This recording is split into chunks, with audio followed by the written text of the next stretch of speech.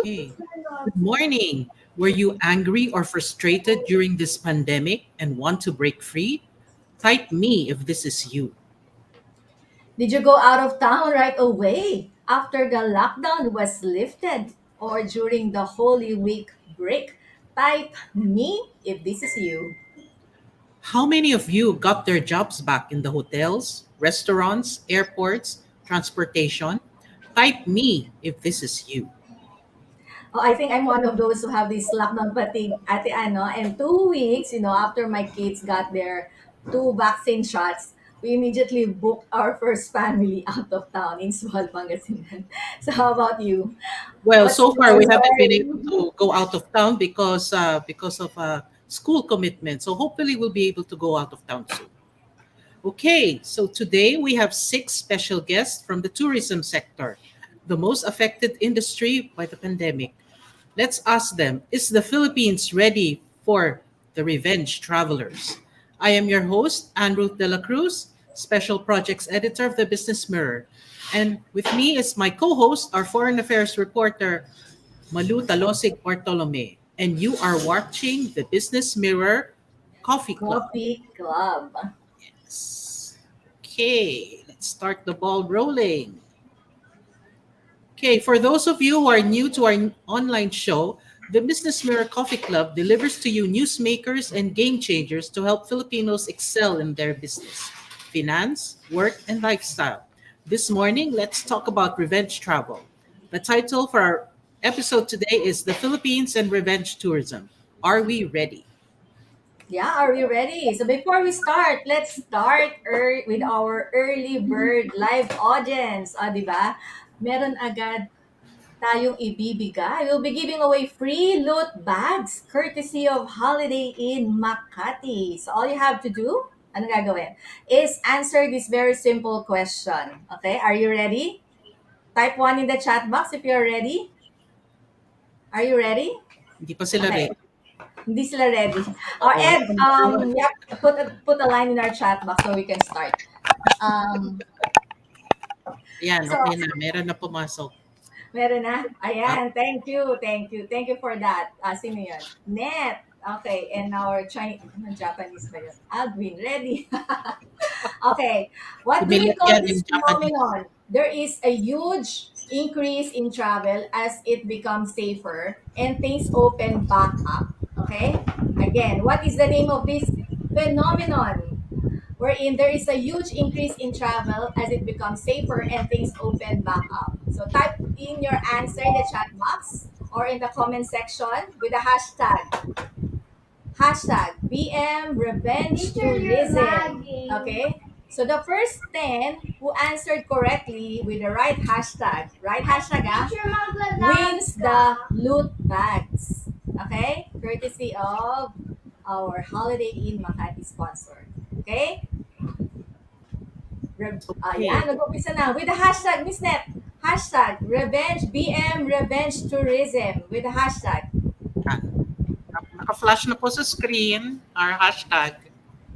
Ayan, okay. First 10. First 10. Come on, come on. Let's do the first 10. Hashtag revenge tourism. Hashtag. May hashtag June and Aguirre Jugs. Hashtag. Ayan. Hashtag. Hindi yung asterisk. Yung answer, what's the answer to this phenomenon? Ayan, ito yung phenomenon lumalabas na. Revenge tourism. Nandiyan na yung sagot. May panalo na ba? May nanalo na ba? Ipunin muna na ipunin muna natin. Okay, punin natin. Okay, so we'll just move on muna. And if you haven't done it yet, please subscribe to our YouTube channel, Business Mirror Official. Click the bell button and like this video. We also have a Facebook page, Business Mirror. Click the like button and then click those three dots, then click the follow settings. Ayan, click the like and follow button. Okay, alright. Huwag na natin patagalin nating mga guests. So let's start with a bang with none other than, of course, our tourism madam, the captain of the Philippine Ship of Tourism Industry, Secretary of Tourism, Bernadette Romulo Puyat.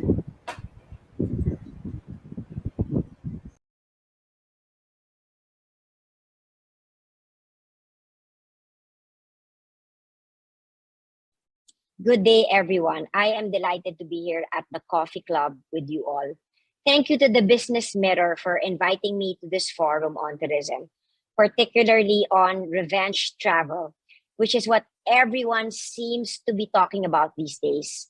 Revenge tourism is fueling the post pandemic tourist boom. And ever since the Philippines opened up to international leisure travel in February, we have seen a gradual rise in arrivals both from foreigners and our balikbayans. Domestic travel, which is actually 85% of tourism's contribution to the GDP, has been on an upswing as well ever since the different local destinations have reopened with less restrictions. So, yes, revenge travel is real. And it is more of an organic phenomenon than something that the tourism industry is manufacturing. In the Philippines, we have adopted a more calibrated approach. Our LGUs only reopening with confidence in our safety protocols, our widespread vaccination campaign, and our enhanced tourism offerings. We had the advantage of having a longer time to prepare our destinations for the return of travelers in the new normal setting. All throughout this crisis, the Department of Tourism has consistently stated that our goal is not just to get back to normal, but to pave the way for a better normal, rebuilding the nation's tourism industry in a way that will make it stronger, more resilient, and more inclusive. The pandemic situation is still evolving, and we are constantly figuring out ways to best live with the virus. But together, we are now more prepared than ever to deal what lies ahead. Our pandemic response and recovery plan has been informed by the recommendations of tourism stakeholders and partners, including local government units and the communities who experienced the devastating impact of the pandemic firsthand. Through consultation, we gained valuable insight on how we can further refine our strategies and ultimately fulfill our vision for a more regenerative tourism industry, one where the act of traveling makes a destination better than it was. So, despite the image that revenge travel conjures of stir crazy people rushing to crowd the beaches, what we are actually experiencing is that people will be traveling more thoughtfully. They want to immerse themselves and experience more things while being aware of the negative impacts that over tourism brings. Revenge travel is real, but so is our determination to save our spots and make tourism in the Philippines more fun for everyone. Thank you again to Business Mirror for this lovely chat over coffee. Please stay safe and mabuhay. Ayan, wow, ang galing ng message ni Secretary Romulo Puyat, ah. Revenge travel is real, di ba, no? But we have to be aware of the negative effects of over tourism or so we have to save our spots. O baka itatanong natin yan mamaya. Oh, Miss Anne, we have 5 panelists, di ba? You are joining us live. Tama ba? So let's bring them up to the platform. Ito na po. Okay, we have 5 finalists who are joining us live. Let's bring them to the platform. Mr. Charles Bautista, Deputy Chief Operating Officer for Marketing and Promotions of the Tourism Promotions Board. Mr. Bautista, Good morning, everyone, and thank you to Business Mirror just for passed having me. the, yes, he just passed this, the board exam for lawyers. And Yeah, was already at the peak of his career in the corporate world when he joined a Congrats. movement to advocate for sustainable digitization in the public sector. Welcome, Sir Charles, or Attorney Charles, I might say. thank you so much for having me in this coffee session with Business Mirror. Okay. Thank you for sparing your time with us too. And then we have Mr. Alex Aquino, the head of marketing of Swiss Hotel Clark, Guido's Hotel and Casino. Alex is one of the youngest sales and marketing leaders who started his career as a flight attendant. He used to work in Soler, Crimson, Bellevue, J Park Island Resort, and New World Hotel before he was hired by Swiss Hotel. Welcome, Alex. Magandang umaga po sa lahat and thank you Business Mirror. Okay. Mapagwapuhan ba ang mga guests natin ngayon? Alright, so let's bring naman our women in our platform, starting with Miss Fe Abling Yu, President, Philippine Tour Operators Association. Miss Abling Yu is the General Manager also of Arpel Travel and Tours. Welcome, Miss Fe. Magandang umaga po sa lahat at sa lahat ng nanonood sa atin ngayon, worldwide I suppose, and sa Yes. lahat Yes, ng yes. mga kasamahan ko sa oras na ito, magandang magandang umaga po, and thank you Business Mirror for giving Philtoa the opportunity to speak here. Salamat po. Thank you, Miss Fe. Next is Miss Sue Geminiano, Marketing Manager of Hotel Sogo. Hi, Miss Sue. She's a nurse by training. And ask her later, no, kung if her health background helped the hotel as well during this pandemic. Welcome, Miss Sue.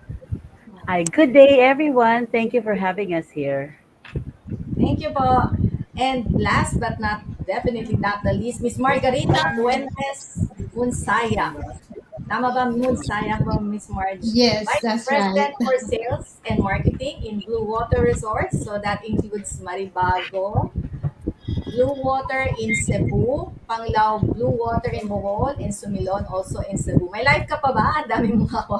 She's also the President Emeritus of the Hotel Sales and Marketing Association. Welcome, Miss Margie.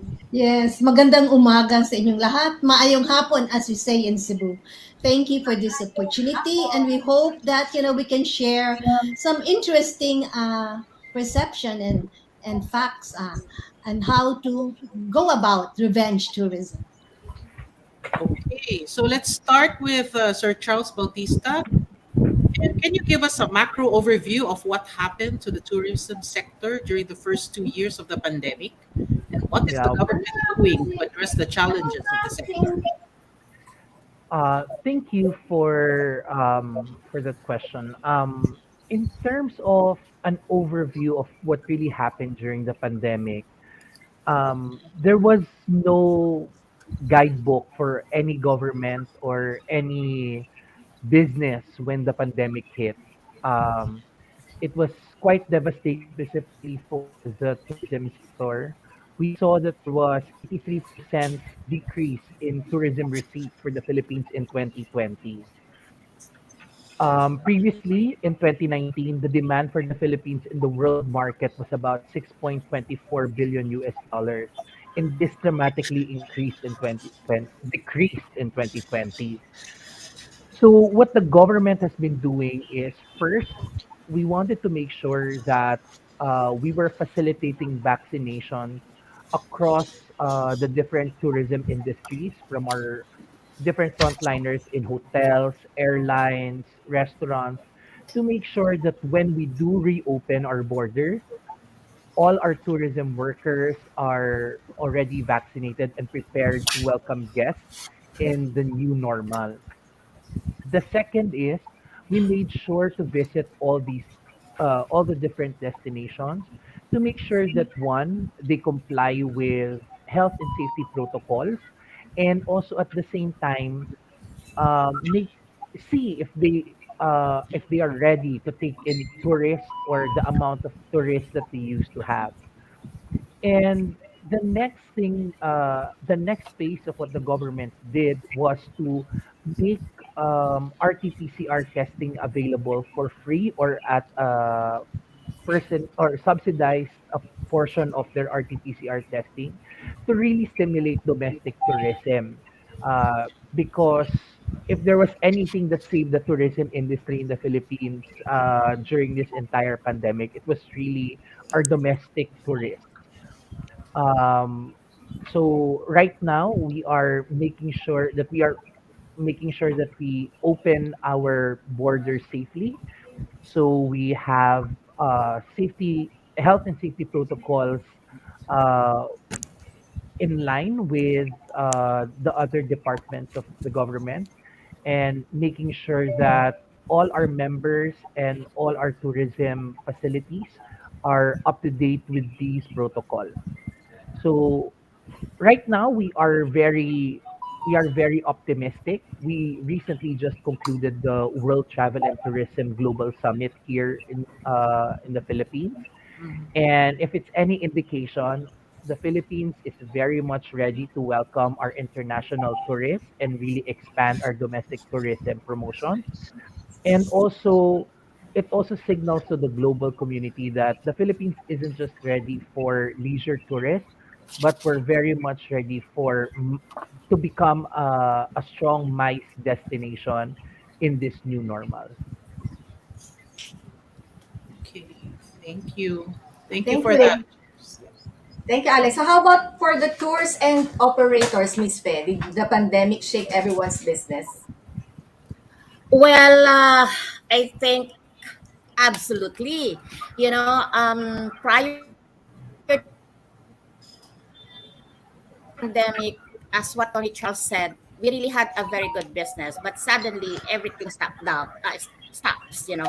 But then from Philtoa side, from Philippine Tour Operator side, parang we just stopped for a while, but after that, we continue na doing, things for our members. We go places, even wala pa po yung vaccine, pumupunta na po kami sa iba-ibang lugar.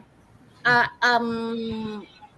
with fullest cooperation and collaboration with the Tourist Promotions Board and the Department of Tourism, we keep on validating, auditing destinations as early as October of 2020. And katatapos nga lang din po nitong huli lang, nitong April lang. So, kami po, sabihin natin talagang nasagasaan kami ang travel and tour business. Pero nandito po ang Philtoa to assist our members.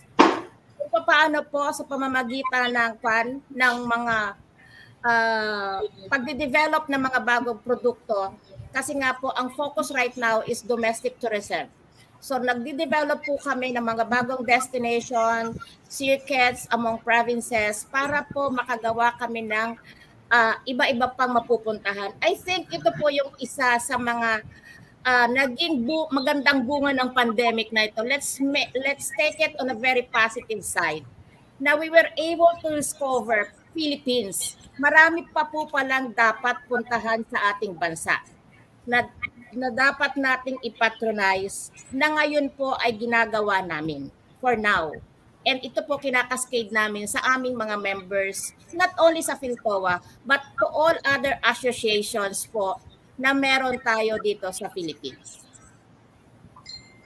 Okay, so for those who just tuned in, you are watching the Business Mirror Coffee Club. And today's episode is The Philippines and Revenge Tourism. Are we ready? So we'll be giving away 12 free overnight stays for two at premium hotels and resorts. So share away while you are sharing away the link to your friends and families. Let's pause for some reminders.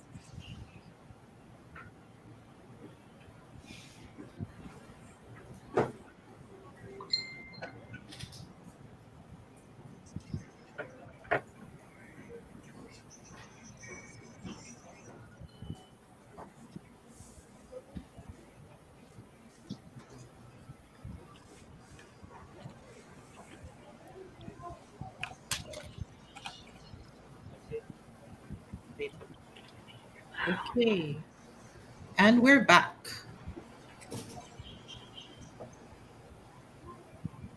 I think we're ready for the next raffle. Malu? Mommy, bakit walang voice? So are we ready for the next raffle? Type 2 in the chat box if you are ready. Yeah, let's see. So the first four in our StreamYard, who gets the correct answer will get what? One raffle, overnight stay for two, one bedroom suite for breakfast for two at Discovery Suites. And then we have overnight stay with breakfast for two at Richmond Hotel. Mommy, bakit walang voice? Ay. Walang voice. So the question is, what is the newest campaign of the Department of Tourism for the new normal? Type your answer in the chat box or the comment sections with the hashtag BMRevengeTravel. Again, type your answer in the chat box or the comment section with the hashtag BMRevengeTravel. So the first four chatters will win the correct, would the correct answer wins. Tama ba, Miss Anne? Yes, Tama ba? yes, that's right. For Okay. first four, no? Yeah, that's So the right. question is, what is the newest campaign of the Department of Tourism for the new normal? Sinabi yan ni Secretary of Tourism kanina, Bernadette Romulo Pulwet. Then hashtag BM Revenge Tourism. Ano ba yung sinabi kanina? Save our spots, di ba? Alright. Okay, sige. Do you want me to announce the winners of the first 10? Yung loot bag natin na giveaway, or shall we do it? Shall we do Sige, everything? sige. Maybe you can announce na so people can see sino na yung nanalo. So, the winners of the loot bag, the first 10 early birds are J. Teban Edar, Ami Angeles, Maricel Valdez Davad, Janine Faminal, Denise Ann Verches, Joanne Istak, si Millet Chinese character daw, si Chris Jerome Sanji, si Jira, and Dennis Copia Bornales. Congratulations! Okay, so Congratulations! let's ask our hotelier guest today. What adjustments did you have to make from the usual customer service experience? Let's start with Miss Sue. Hi. Well, every one of us or all of the hotels in the Philippines, I believe, and also, well, around the world, have made the new normal protocol as an adjustment. We did that too, plus other anti-COVID-11 innovations. Uh, we had or we added more, uh, more, let's say, sophisticated way of disinfecting because we had the UVC light for disinfection, and this is being used every after the use of the room. We also had the UV filter in all our air cons, so that all the air cons will be all the air that passes through the aircon would be filtered more than the normal filtering. It even filters microorganisms. We also double our air exchange rate. So this, what I mentioned are only three, but we had about 11 additional adjustment in our facility. In the same manner, the way we receive or we do our accommodation, because before we really do not have online reservation for Hotel Sogo. We do things for well, walk in, and we now we already have online reservations. Our online reservations before are through the online traveling agencies like Agoda, uh, Booking.com, Expedia, and everything else online. But now we already have our own online reservation through our website and social media fan pages. So you will see there on our screen or in our link that we had this 11 anti-COVID innovations. And I believe even after we are on our alert level 1, we will continue to use that uh, for us to protect ourselves and our guests. We also had this COVID sniffer dogs, if you will see on the screen. This is how we preliminary screen our employees before they go on duty. Uh, our automated thermal scan control doors. If your temperature is above the normal, the door will not open. And of course, aside from all those steps in disinfecting and sanitation, we have to test its efficacy. We have to test if we really able to mitigate the spread of the virus. Aside from that, for the fixtures and surfaces that are unavoidable to touch, we have this antimicrobial spray. So I would say that with the some equipment that we used in our hotel to reduce the touch points, we were about to reduce it about 60%. Uh, we have that multi-stage air purifying equipment in lobbies, and we also have the far UVC on lobby elevator lobbies, and we provide our guests with that no contact fee, non-contact key to our guests every time they check in. Those are being used to open door handles and elevator buttons. So there are a lot. Oh, yeah. So I can see, Miss Sue. How about there at Blue Waters, Miss Margie? What Yeah. sort of adjustments did you have to make? Oh, we did a lot of adjustments. As you can see, prior to the opening, in the opening, you saw the Blue Cares video from Blue Water Resorts. Like everybody all over the world, as Sue mentioned, we had to address our health and safety protocols. So at the start of the lockdown, we spent 3 months, reviewing all our SOPs as well as our how do we address all the guidelines of the IATF, because we had to be very sure that all IATF guidelines, which was actually revolving almost every month, that we had to address them. So most of our investments were really on how to address the health and safety protocols, from putting up wash basins in all entrances. We had to our disinfecting and sanitizing, cleaning processes in the rooms. But lucky for us, we have a sister hotel, the Ark Hospital in Cebu, and they were the one who guided us on how to disinfect properly, addressing all the COVID-19 issues and guidelines of IATF. Of course, we had to speed up our digital roadmap because contactless check-ins, check-outs, ordering from the restaurant, had to be in place. So we all had to speed up the digital roadmap, and you know, we never closed. We never closed. Blue Water Maribago never closed through the pandemic. And as sales and marketing, we really went into alternative market segments wherein the health and safety protocols were very important. At the start of the pandemic, we had the alternative market of the BPOs. Then, succeedingly, the next few months, we had to address, of course, the quarantine, being a quarantine property. But this helped us train our people. This helped us get used to the health and safety protocols, and up to now they're all in place, because I think these are the most important aspect that most travelers would always ask and Mhm, look into before they can, book confidently in mhm, all of the destinations. And Blue Water Resorts are very stringent about all of this. But at the same time, we have actually enhanced also our customer experience. The heart of Blue Water Resorts is really Amuma.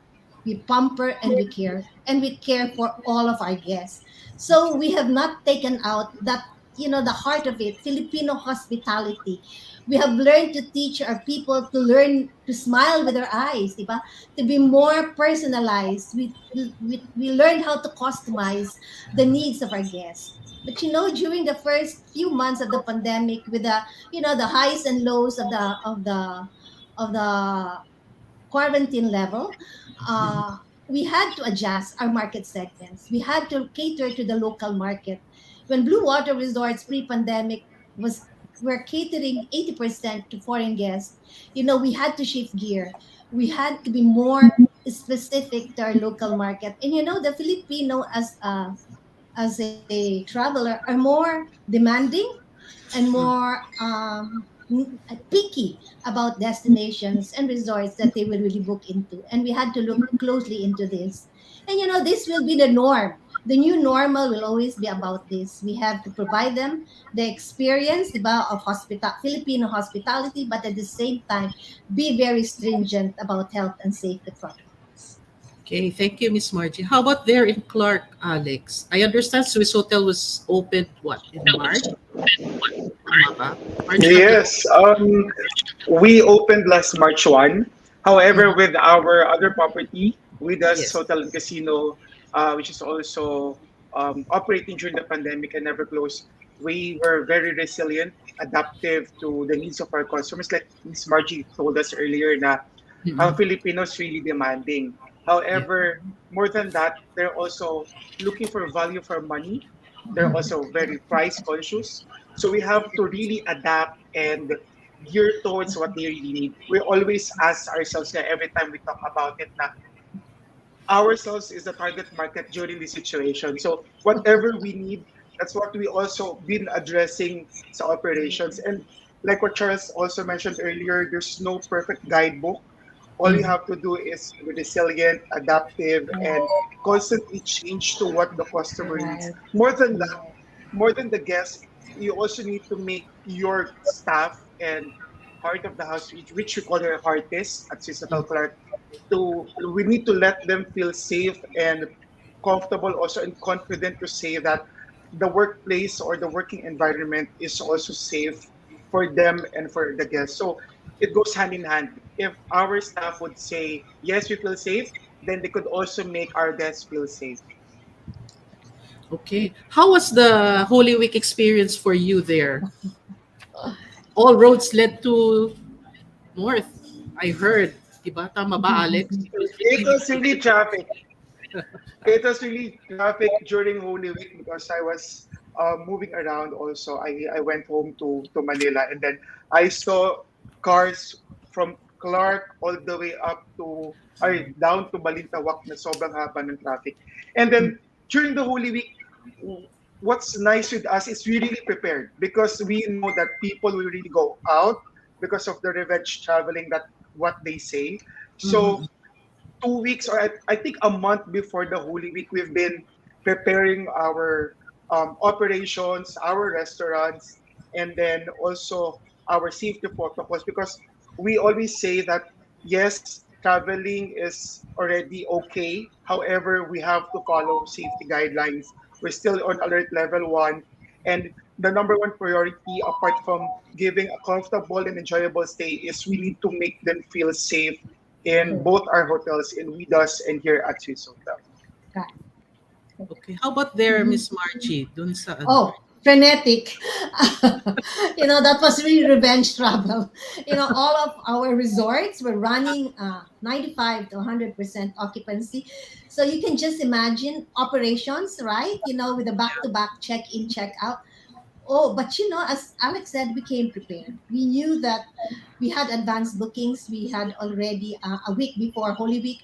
We knew our occupancy would be very high. So all operations, everybody had to be on duty, extended duty. But everybody was looking forward to it because this was how we were pre-pandemic, and it lifted our spirit that hey, eto na yon, darating na talaga mga turista because it was a mixture of local market, domestic market, foreign market.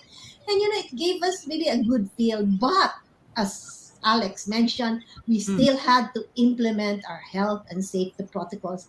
We filled it out a lot of our health and safety marshals to make sure that the three basic requirements are fulfilled. You wear your mask, not unless you jump into the ocean or the pool, but you wear your mask in other areas. And of course, you keep on washing your hands. We have provided a lot of wash basins, sanitizing, etc., all over the resort. And of course, to keep physical distancing. But we are just very lucky. We are a resort. So it's really a big space, open air, and al fresco dining. So it makes more comfortable and people feel safer with all of these al fresco dining venues. Okay. So this is it. Ito na ho yun. Sana tuloy-tuloy na po. Yes, yes. How about you, Miss Sue? How was Hotel Sogo during the Holy Week? Well, habang nagkakagulo ang lahat ng mga hotel sa labas ng Maynila at Mm-hmm. marami rin naman tayong mga kababayan na ine-expect din ako maraming tao. So they opted to stay within the city to have just a simple staycation, Uh-huh. just to be away from their house even for a while. Uh-huh. Kasi sobrang nasanay na rin ng work from home and all. So Yes. being ready, yes, we are, even during the time of pandemic, because we still have guests at that time. We accommodate frontliners and OFW. So um, we have been ready. We are, well, for our kumbaga new set of guests. Kasi Mhm. this time, 'di ba, ano na, mga regular guests na ito. And surprisingly, parang parang Valentine's Day ang Holy Week. Pila. Oo, Pila po sila. gano'n, gano'n, hindi naman namin na-achieve sa lahat ng branches since we have 45 branches of this 95% occupancy. But Mhm. still, it is, it is actually better, Aha, 'di aha. ba? Kasi compared naman before na napakarami nating restrictions.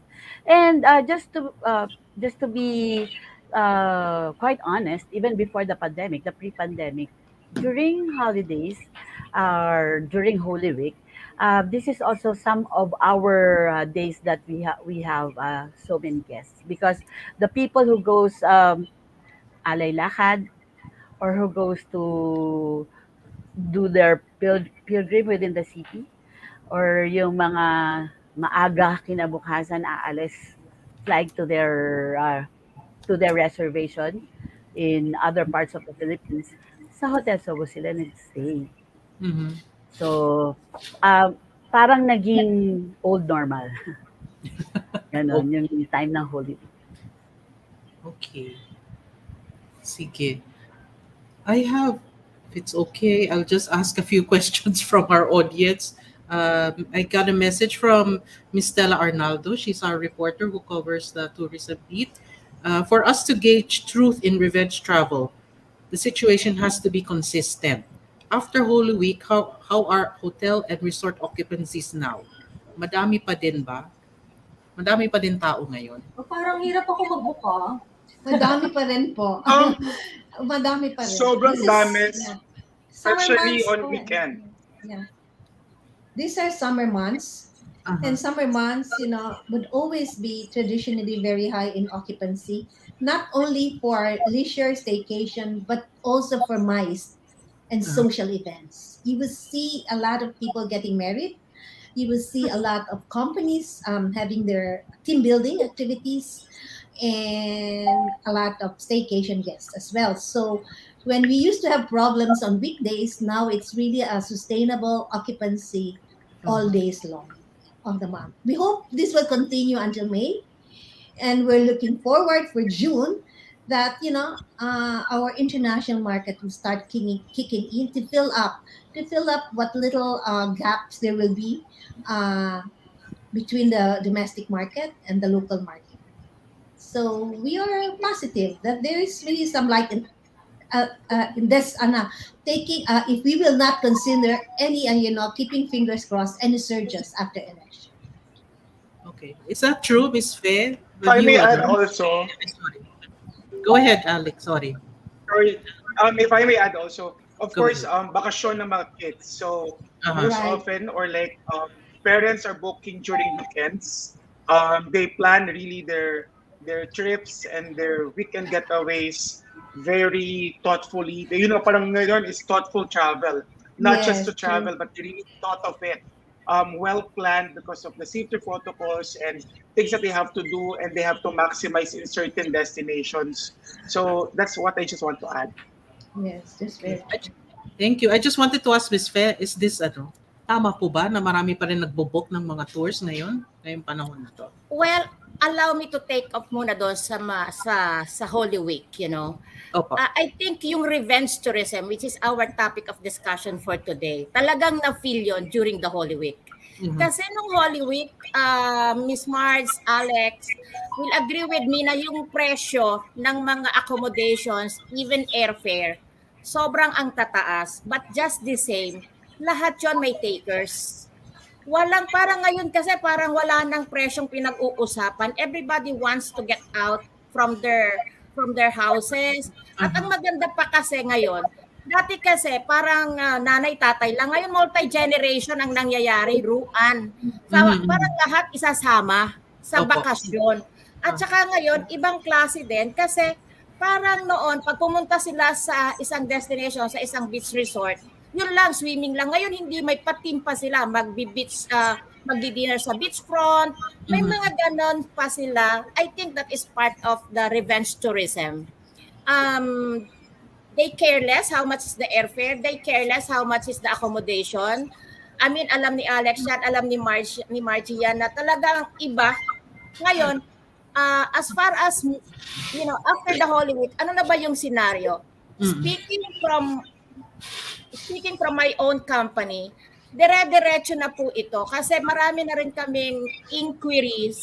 In fact, ngayong May, alam ni Marge yan, ngayong May, dire-diretso po ang takbo sa Bohol, sa Mhm. Davao, sa Coron, Wow. sa Clark of course, kasi ang Clark ang daling puntahan, navigable by land, ang dali-daling puntahan, ang dami-daming magagawa sa Clark. So ma'am, yung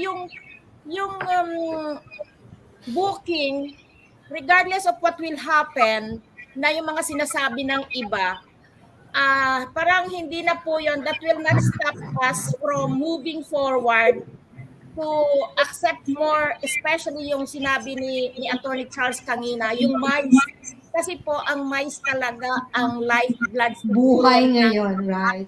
po. Kasi That's ang true. ganda ng mice, why I did say mice is the most fun. Kasi po ang mice talaga cascading to a lot of stakeholders in a particular destination, from the hotel to the restaurant to the transportation to the accommodation to the tour guide to the souvenir shops. Lahat po yon encompassing sa isang mice. So kung gumagawa po kami ng mice sa Bohol, halimbawa po, lahat po yun, kahit yung nagtitinda ng kisses doon, yung nagkukwando, peanut kisses doon, lahat po yun involved. Ang nakakatuwa lang, Ma'am Ruth, is siguro during this pandemic, ang dami naming maiidagdag na attractions. Sa Bohol ho, ang daming attractions ngayon na Mhm. pwede naming idagdag for a mice. So, hindi po ito. Ready po tayo. At kung baga po, hindi na ngayon parang okay, let's go. Let's go. Talagang let's go na at tuloy-tuloy na po ito. So, are we ready? Yes, we are. And the clients are more ready than us, I think. I believe so. Okay. Thank you. Totally. Mm. Totally agree. Ma'am, ano lang, curious lang ako, did you hire more employees or you rehired those who were previously laid off? Because tourism industry, marami rin tayong naapektuhan ng mga workers, di ba? Well, in my case, since hindi naman kami malaki,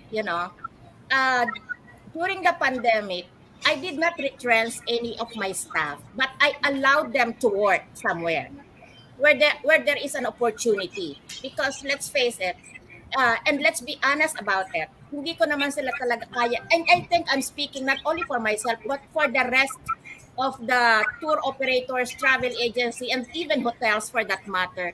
We cannot afford naman na magpasweldo all the time na nasa pandemic tayo.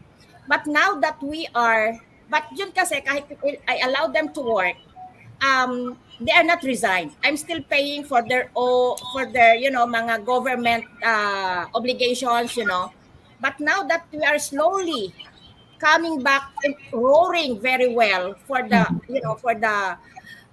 recovery, andyan po sila. Naka-standby lang sila dyan and slowly bumabalik na po yung staff ko from dating 2 lang kami, ngayon 3 na uli, 4 na uli, and hopefully my team of 10, sorry ma'am, 10 lang po talaga kami, we will be towards the end of the year, siguro po intact na ulit po kami kasi nga po, yung mga hindi nakapag meetings, incentive, conferences, 2 years back, ngayon po sila bumabalik na yung mga na-pending. In fact, especially the incentive.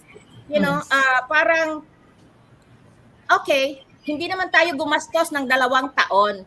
So, may pabongga tayo this year naman sa ating incentive. And if you will notice, lahat po ng activities na pwedeng gawin sa isang destination, ginagawa ngayon. Yun ang nakakatuwa, ma'am. Kahit po kasi yung mga bankero na natenga ng pagkatagal-tagal, alam niyo po yung nagtitinda ng buko sa dagat pag may nag-i-snorkeling, parang bumabalik po yun lahat, ma'am. So, with that po, yung mga employee, I think, kahit po yung iba naming kasamahan, kasi as President of Philtoa, tinatanong din naman po namin kung ano ang kalagayan na ng aming mga members. And sinasabi din po nila yan na, yes, talagang we are slowly recovering to a better normal. Sure recovery para dire-diretso po. So, yun po, balik naman pong lahat, ma'am. Okay. Oo, interesting ma'am yung pagkakasabi niyo din sa mga informal sectors no who benefit from the revenge travel or reopening of our borders. So we have a question here from June and Aguirre Jags. The informal sector in tourism has been affected. Yeah, that's what you were saying now, ma'am. By the COVID-19 pandemic, the government came unprepared in giving of assistance for them. Is that true, Sir Charles? They were the ones who work hard. Do you think they need a kind of welfare desk like OWA? Is what OWA has been doing for the siguro for the overseas workers, Yes. but this one specializing on the tourism industry. Yeah. Yes. Thank you for that question, June. Number one, as much as possible, what the Tourism Promotions Board did was to make sure that we were bringing enough domestic tourism during the pandemic eh. Kasi our role in TTB is really being the marketing arm of the Department of Tourism. So our contribution to this entire tourism industry was to bring in the tourists and make sure that we're bringing it in the different locations that really need the economic boost. In terms of government support, I think the Department of Trade and Industry, DSWD, and all the other members of the IATF have been crafting economic relief, not just for large corporations or BPOs, but we've actually been seeing ground level work in the regional offices and the local government units in really helping micro, small, and medium scale enterprises. Because I think it goes across all industries that 99% of businesses in the Philippines are micro, small, and medium scale Yes. enterprises. And it's always been the mission of the government to make sure that we take care of all these MSMEs and give them equal opportunities. So, nakakalungkot, yes, totoo yan na meron talagang mga ibang negosyo na nahirapan at hindi na agapan ng nitong pandemya. Pero we want to reassure the business community, especially in the tourism sector, that there are support systems, not just with the government, but also with the private sector. Local po. There are a lot of local government units and BSOs, the business support organizations like PhilToa, who are there to support all these micro, small, and medium scale enterprises. So we're very proud to say naman that during the pandemic, we're seeing a lot more collaborations between the public and private sector, and not just uplifting the tourism sector, but also helping every stakeholder that we have, from the informal sector of tourism to the bigger hotel chains and airlines and other transportation groups as well that facilitate tourism in the Philippines. Thank Yeah, you. thank you.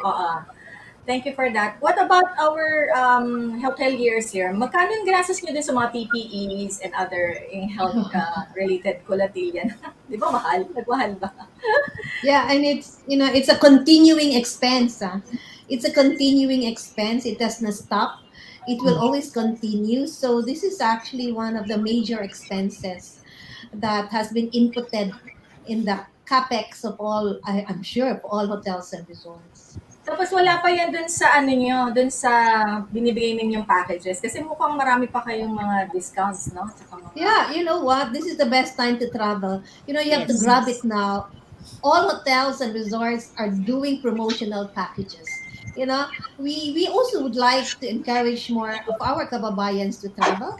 So So we're also giving them very, very attractive rates for them to be able to travel and help, help tourism industry to recover and bounce back.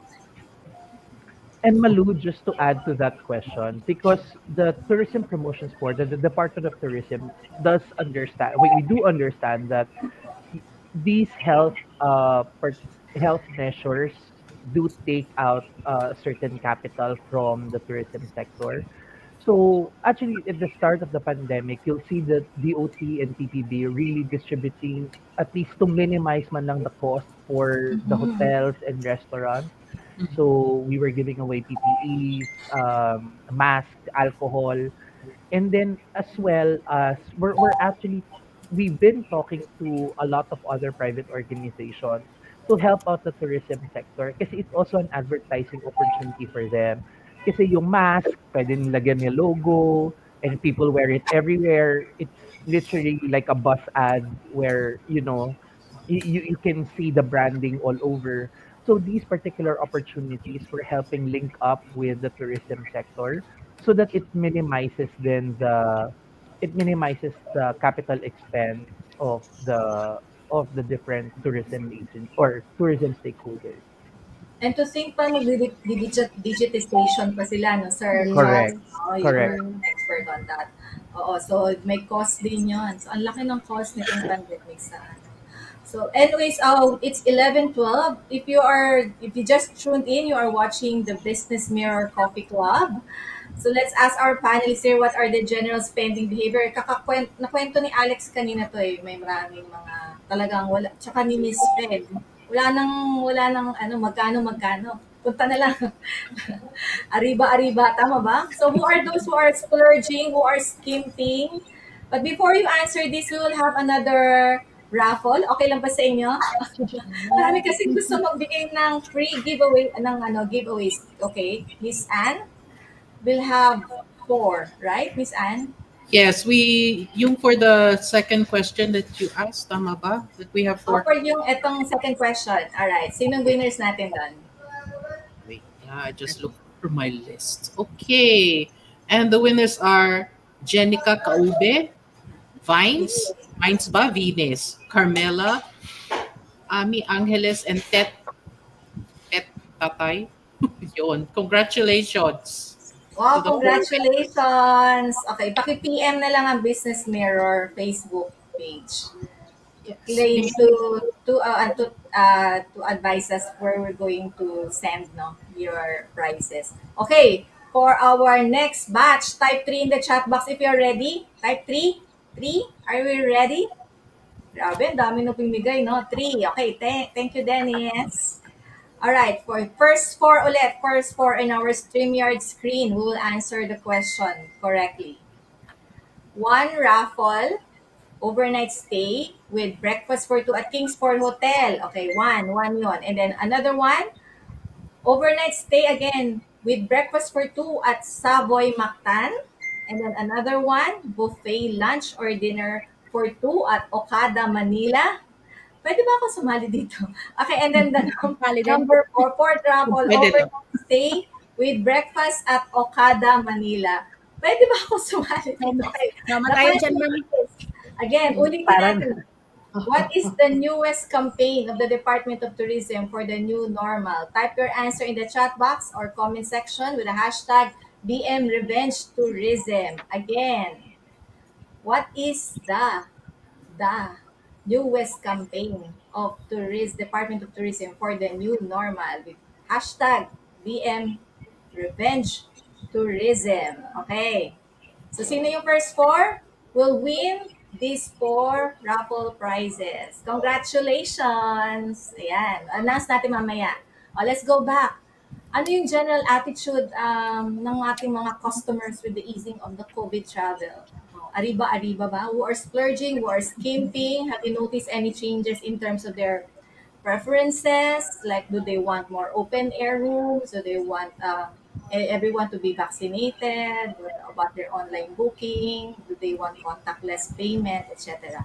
Let's start with siguro Alex.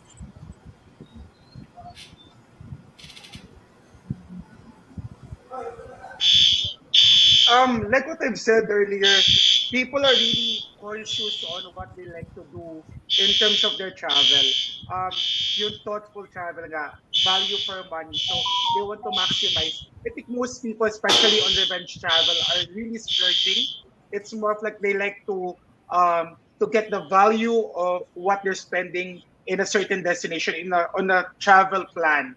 Uh, Now people will really look for meaningful experiences, not just the experience, but they want to say na, yeah, I've done this with my family and ito yung naging experience. Not just like, oh, we just tried. Ganun na ngayon. Revenge travel also includes the feeling safe, the, okay, we've been to this destination, we've been into this hotel, and this is their safety protocols. That's one thing that they really look for at first and when they arrive. So for me, and especially here at Sisato Tribe, what we've noticed and at Widas, we've noticed with our guests that when they splurge, they really splurge. They won't really care. They would buy what they like, they would spend, they will not go out, they would maximize the per night stay that they've reserved, and then they will do everything that they can do, not just in the hotel, but also in the nearby attractions and point of interest. Yeah, if I may add on into that, isn't it the whole pandemic thing have taught us a lot of things. Ang dami nating na-realize like the physical or money is not really that important. The more important there is our memories with our loved ones. So these people who gave a lot of importance to this pandemic lockdown, kasi maraming nawala, 'di ba? Maraming parang sana noon nung meron pa, ganito na yung ginawa ko. So, because of these lessons that we have learned, na hindi pala gano'n kahalaga, parang kasi nung time na yun, walang mayaman, walang mahirap, lahat tayo pantay-pantay eh. Lahat tayo nahihirapan at that very moment, all businesses.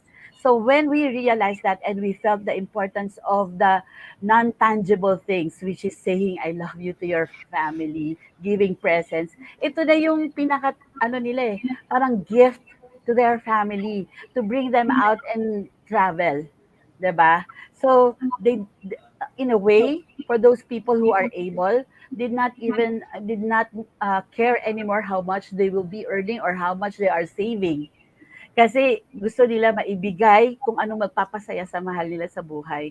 Well, for some who have parang rescheduled travels, who place their what you call postponed flights or postponed trips, nilagay nila sa travel fund.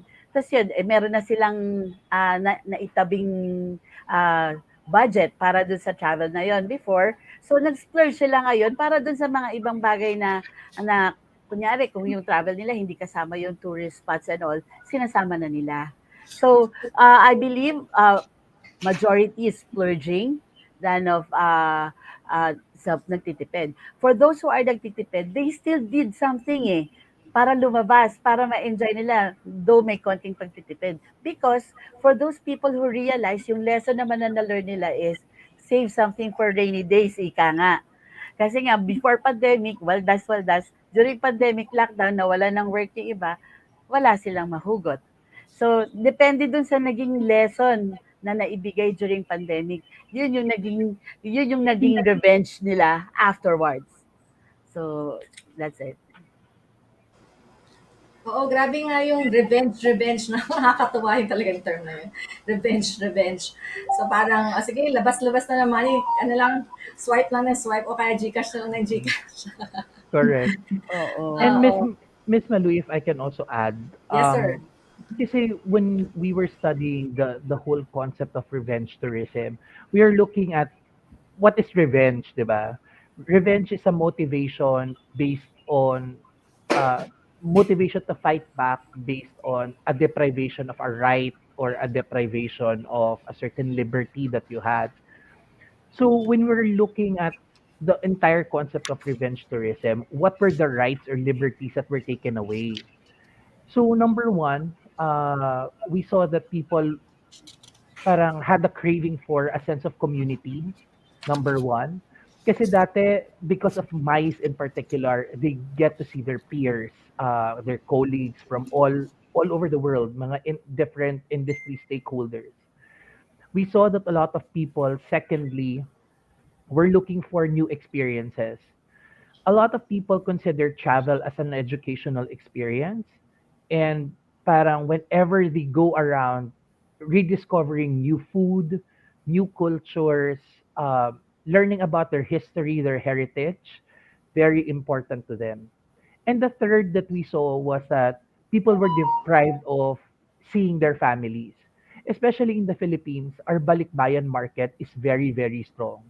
There are millions and millions of Filipinos who drive our international tourism because they keep coming back to the Philippines. And because a lot of these Filipinos, a lot of our OFWs, pagdating abroad, medyo may naipon na rin na pera during this pandemic.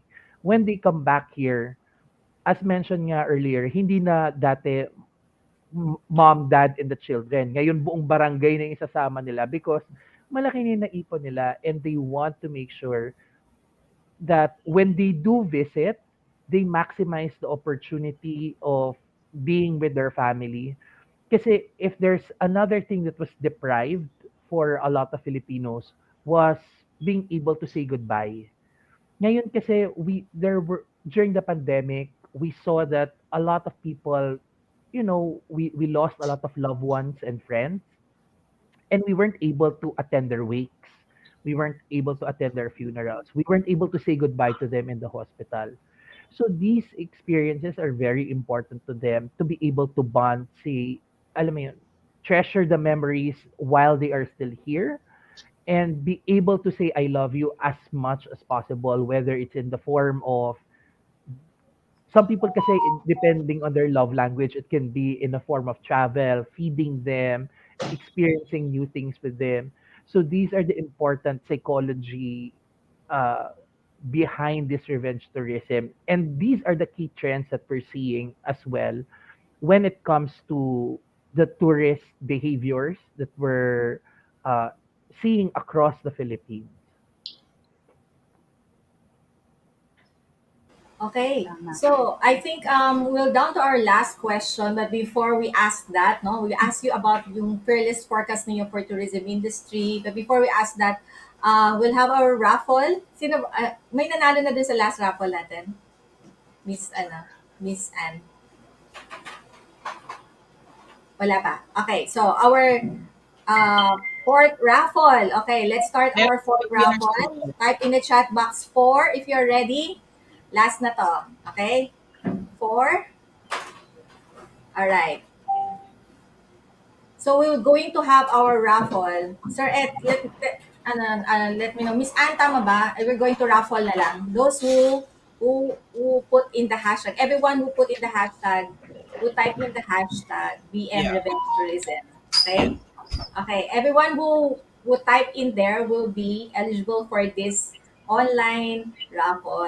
Okay, ano yung raffle natin? Overnight stay for two in any of the properties of Hotel 101, including Boracay or Iloilo. Ay, gusto ko to. Punta akong Boracay next week. Okay, so ito, our question. Ay, wala nang question yun. Basta magra-raffle kami at the end. Alright? Okay, so our last question for our panelists. What's your fearless forecast for tourism industry? And what will it be 2022 as the year of the recovery? Let's start with Sir Charles as for TRB. In terms of our forecast, we're very optimistic because one, we are one of the first in the entire world to open up its borders with very few restrictions. Right now, you can enter the country with just an RT-PCR 48 hours before your flight or an antigen 24 hours before your flight, and then just bring proof of your vaccination. Unlike in other countries, the reason why people are still afraid to travel to other countries is because there's a quarantine requirement before the flight and upon arrival. So we've done away with that. Number two, we're seeing that a lot of tourists are because we do have 7,641 islands in the Philippines.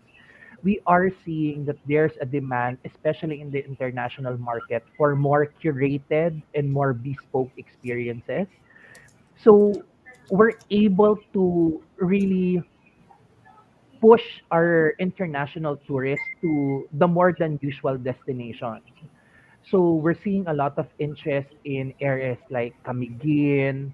We're seeing areas like Cagayan Valley, which is now booming. Um, Pagudpod is now a hot destination for people who want to for people who want to travel by land and do a road trip across Luzon. So those are some of the destinations that were more popular with domestic tourists than international tourists that we're seeing have become more attractive to the international market because again they want to visit or have that island experience without necessarily gathering in a mass setting where when you go to a beach and it's overcrowded you don't get to enjoy the view. So what our international tourists now are looking for are those bespoke exclusive experiences. And lastly, we're seeing a lot of new markets enter the country. In 2019, our biggest demand globally in terms of the Philippines was the US, UK, Middle East, some of our neighboring ASEAN countries. As basically, that's where a lot of our demand came from. Now we're seeing a lot of interest from Russia, from South America, from Australia, New Zealand. And these particular markets, while they were bringing in tourists in the Philippines, were not as strong as the other markets. So we do encourage everyone to maximize those opportunities or marketing their businesses in those markets because we're seeing a lot of interest from those countries. And lastly, I think one of the key trends that we need to focus on is sustainability and inclusivity. Because one thing that attracts a lot of tourists also in the Philippines is because they know they get to have culturally sensitive and very inclusive, because we have a very inclusive staff, we're more sensitive to the needs of tourists. So that's one of the things that we need to cultivate because we are one of those destinations that do embody sustainability and inclusivity. So it's our goal to make sure that these particular concepts remain and are strengthened with the various tourism destinations that we have. Nice, nice, nice. What about Piltoa, ma'am? What's your fearless forecast? Meron bang ganun? Fearless forecast. Nakamute ka, ma'am. Unmuted. Okay. Yes. Ano ba ang fearless forecast ng PhilTowa? Ang PhilTowa, time and again, lagi yang handa. Ano man ang mangyari, laging handa yan for our members. Pero ang tinitignan po namin ngayon, I would like to follow with what Attorney Charles have said, yung mga destinations kasi ngayon, ma'am, ang dinidevelop namin outside of the normal destinations that we used to visit. We are developing Zamboanga. Zamboanga is a Wow. very nice destination Oh, ganda doon. with isinasama po namin dito ang Tawi-Tawi, Wow. ang Basilan. Wow. These Basilan. are very Ang ganda ng nice. beach sa Basilan, promise. Yeah, Yung because mga pink Basilan, beach, ganun. yun na ma'am, ang Basilan kasi, pwede siyang Basilan on a barm side, which is Dalamitan, and Basilan in Isabela de Basilan, which is already part of the Zamboanga Peninsula. Zamboanga alone is a very nice destination, not only for our local domestic tourists, but more specifically for our foreign guests. Kasi ito yung tinatawag ni attorney kanina na curated. Ang ganda ng pagkakagawa ng Zamboanga po. From the seascape, from the protected areas, pati po yung kanilang pink beach, napakaganda po noon. So, ano po yung aming gagawin? Ano po yung, isa pa, idagdag po natin dito, ang Legazpi. Legazpi, Naga, Sorsogon.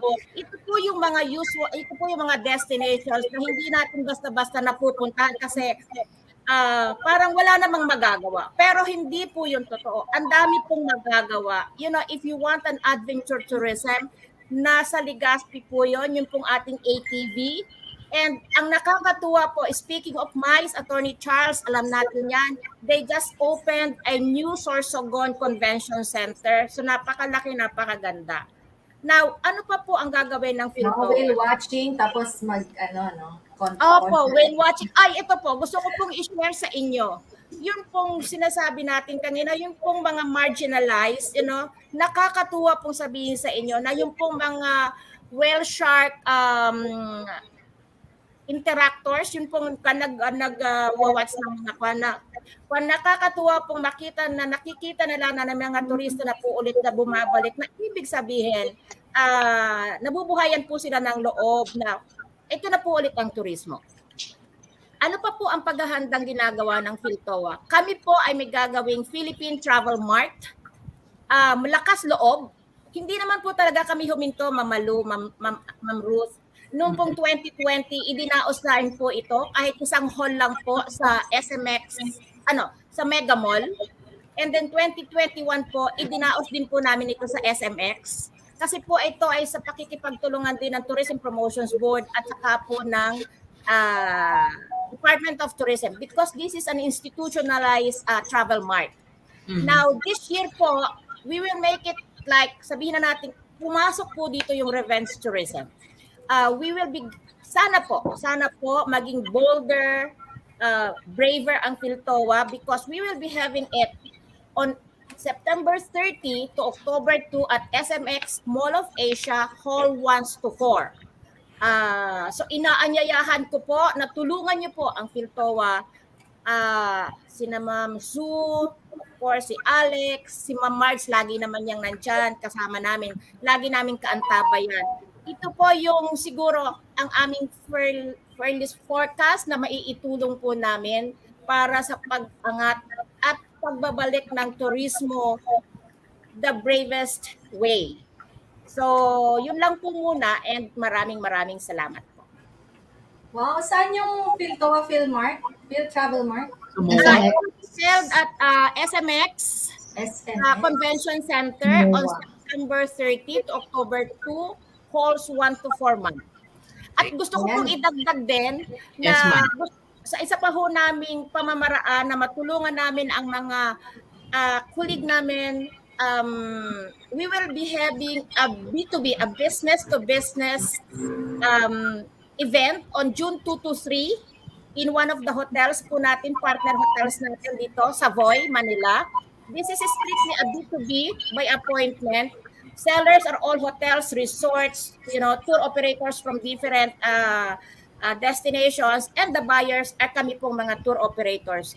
This is our small way to help po na makabangon unti-unti ang ating mga kasamahan sa industriya. Wow, exciting. So many things happening this year, for Kailangan PhilTowa. namin po kayo, ma'am, Business Mirror, kailangan po namin kayo for this. And Yes. Attorney Sige ma'am, mag-usap tayo. Ayaw po. Exciting, no? So, by the way, sa mga nanalo nung last, yung third nating tama ba? Third raffle. Overnight stay with breakfast for two at Kingsport Hotel. Jeannie Segurora Pascual. Congratulations. Chris Jerome Sanji. Overnight stay with breakfast for two at Savoy Mactan. Sharing Grace Saguna. Lunch. Wala, sama mo naman ako dyan. Buffet lunch or dinner for two at Okada, Manila. And Criza Estominos. Overnight stay with breakfast at Okada, Manila. Ayan. Meron pa tayong huling paraffol. Okay, stay put lang tayo. Okay, let's ask our hoteliers experts here, Miss Margie, and Alex, and Miss Sue. All right. So, any last words po from your end po? Yeah, your fearless forecast naman. Fearless From your forecast. Okay. Yeah. Okay. For the accommodation sector, most specifically Blue Water, 2022 will definitely be kinder to all of us. And we are looking forward to sustainable occupancy, sustainable support for domestic tourism and international tourism. We see that people right now are already in the mode of, let us learn to live, diba? With all of these challenges, most specifically COVID-19, we need to learn to live with it as long as we are careful and that the destinations are already, and as no, Attorney Charles mentioned and Miss Faye Abling mentioned, they are all prepared now with all of this, curated experiences and destinations. And we, the accommodation sector, are just here, and we will be the home of all of those tourists, wanting to experience all of these curated experiences. So we are here. Our properties are all well prepared for the multi-generation travelers, for my segments as well as for the staycation market. And rest assured, we at Blue Water Resorts are ready, and we will make you feel confident to book with us, and you will really be well taken care of with in all of our properties. Thank you so much. Thank Thank you, you. Miss. Thank you, Miss Marge. Can we hear from Miss Sue? Your fearless forecast for Hotel Sogo. Oh, well, Hotel Sogo has been really fearless even during pandemic. I must say we were able to expand in 2021, even it's pandemic. We added like 4 branches, and we are expanding more even in 2022. And I would say um, we are putting up Hotel Sogo in different provinces. Uh, we are also, well, having these innovations against the disease is also a fearless thing to do, and we continue to research and develop equipment like this, or some added features of the facilities for us to be sure that everyone is so clean, so good, and so safe. So more Hotel Sogo branches in this year and next year. You'll see. We had opened recently the Davao branch. So there. Ah, Davao na kayo. Yes. And not only because of this revenge thing, or we are expecting more sales, but also we are doing this because we would like to open more job opportunities to our kababayans in different areas of the Philippines. Okay, Thank you. thank you so much, Miss Sue. And last but not the least, from Alex, what's your fearless forecast over there in Clark? Um, Tourism industry is a resilient industry. We all know that. And here in Clark, we just opened our newest airport, our prime and our jewel here, the Clark International Airport, last Monday to the public. We've been anticipating and we've been preparing for the arrival of foreign guests, which we like to happen anytime soon. So, fearless forecast would always be we are prepared to welcome not just the Filipinos or our kababayans all over the world or here in our country, but we are ready to accommodate international guests regionally and those from other countries on the western side. And apart from that, if I may share lastly again the with what Charles mentioned earlier, the sustainable inclusivity that our tourists are looking for in terms of our brand. And here at Swiss Hotel Clark, we've been very lucky that as an Accor brand, we have a lot of sustainability inclusivity projects and advocacies, which we also share and put in place for our guests to enjoy and to feel more than the safety and security that they are expecting from the onset from us. Okay, thank you so much, Alex. And Wow, thank you, Miss grabe. Sue. Nadami talaga ang ating mga turista. So, Uh-huh. thank you very much for taking time, our guests, for this morning. My pleasure. Marami susulat si Miss Stella for today's episode siguro, no? Yes. Yeah. Okay. So, are we ready for our raffle? For today's, Sir Ed, are we ready? We're I-raffle daw doing natin, raffle. Ed. Yeah. courtesy of no, StreamYard. Okay, itong StreamYard, our platform is StreamYard. It has an electronic raffle. So we'll do our electronic raffling for those who type in the chat box, BM Revenge Tourism. Ayan. So lahat ng nag-BM Revenge Tourism will be eligible for the raffle. Ayan. So anong papanalunan? 5 to, no? 5 overnight Five, stay for 2 sa Hotel 101. three, Wow! three for overnight stay for two end of the properties. That's three, ba? In any of the hotel properties, including Boracay, Jeannie Nanalo na ito. Aurora Pascual. Nanalo na Congratulations! siya kanina. Yes, nanalo na siya kanina. Sorry, we have to screen the winners. Okay, okay. Nanalo. Dahil nanalo, give Sorry. others a chance.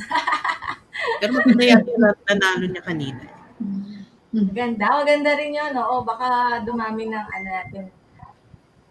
Ay, Ami. Nanalo si Ami? Hindi pa. Parang nanalo din siya eh. Wait. Let me Ami check. Angeles? Ha? Ano? Di ba nanalo na? April? Wait lang, let me check ha. Sorry. Ang dami kong listahan. Okay. And then, Nanalo na. Nanalo na siya? Okay, sorry.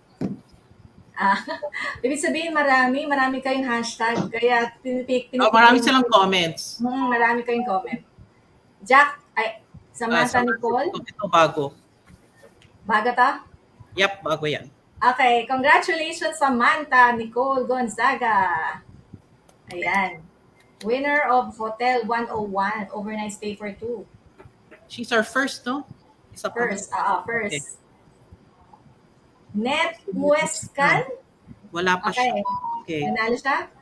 Okay. Yeah. Congratulations, Net. Yan. Pag Site mag-comment. nyo. Sige, ano pa, hashtag pa, malay nyo. Oy, anong takeaway natin? J. Teban Parang and Nanalo na siya. nanalo Sorry. na rin. Okay, nanalo na rin. Dami. Sorry, we have to share the blessings. Who else? Dun, dun, dun, dun, dun. Ayan, ito. Kaloy Karnay. I like your spelling. Congratulations. Second winner. Tatlo pa. Tatlo. Tatlo na yan. Di ba tatlo? Tatlo na to? Sige. Yes, yes. We have 3 So, already. two more. Hotel Two more. 101. Ulit si Net. No, I think we have 3 winners lang. 3 na ba? Yes, we have 3 na. Okay, alright. Yep, we have 3 na. Ami, ulit? Ami? Naulit ba si Ami? Okay. Ami Angeles. Alright. Third winner.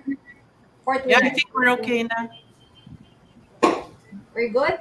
Yes, Alright. we're good na. Thank you. Thank you very much. Congratulations sa mga nanalo. Ang daming nanalo overnight stay. Magbibigay pa yata si Miss Marge. Pinigilan na lang namin. Miss Marge. Sabi ni Miss Marge, mamimigay ako.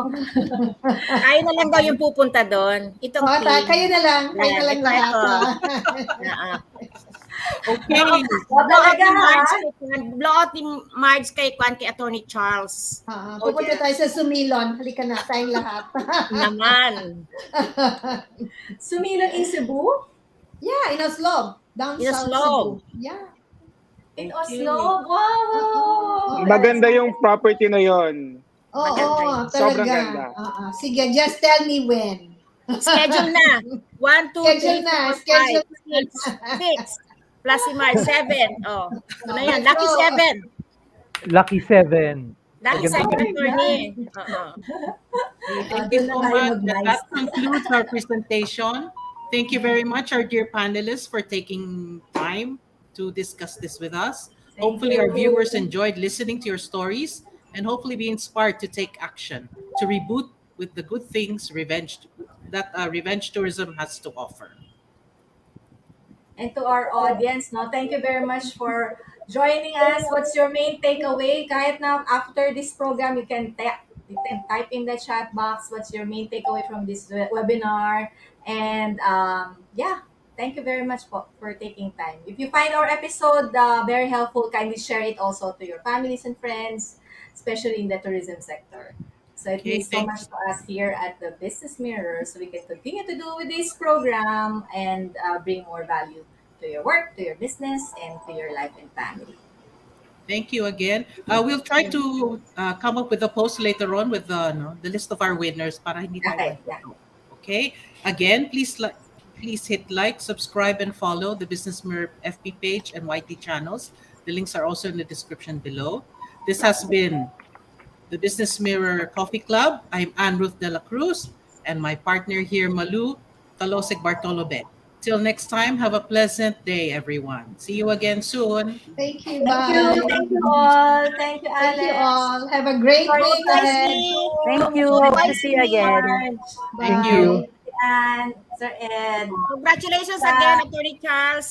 Yeah, Thank you po, Ma'am attorney. See Te. you. Thank you. See you very soon. See you po. Yes, Bye. we'll see you guys soon. Thank you Salamat. all. So, Bye. mag-book ka na. Pupunta na Opo. tayo sa Similon. Magkano na po dyan? Yes. Pa-message po magkano po. Hindi nga, free na nga yung accommodation, 30 si Nick Marge. Free na ba? Good. Oo. Yeah.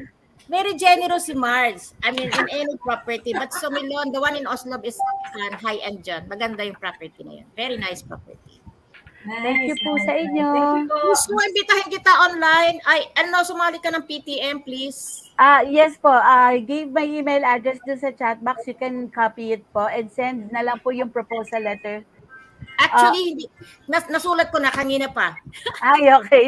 Opo. And yung ano po ninyo, cellphone number, kung po pwede, bigay nyo na rin po sa akin para we can get in touch afterwards. Eto na. Flash na. Okay.